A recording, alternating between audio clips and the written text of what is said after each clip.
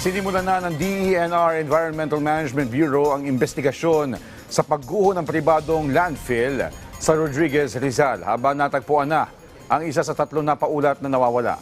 Ang detalye sa report ni Denise Osorio.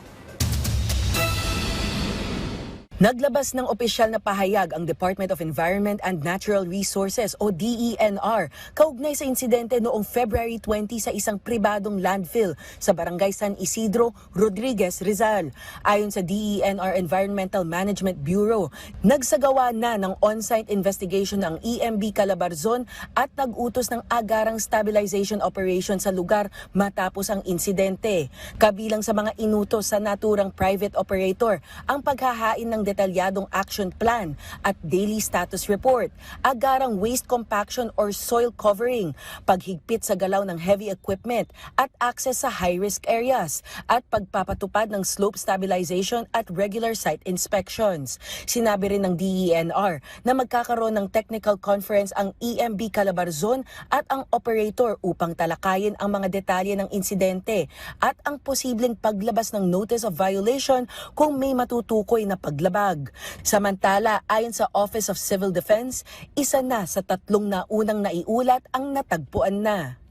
As of this morning, Lunes ng umaga, ang initial report din po mula sa ating alkalde ng Rodriguez Rizal ay meron daw pong isang natagpuan na mula doon sa tatlong missing.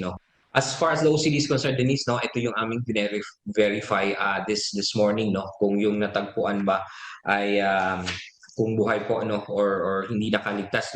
Nauna nang kinumpirma ng Municipal Government ng Rodriguez Rizal na may tatlong individual na naiulat na nawawala batay sa kanilang inisyal na investigasyon.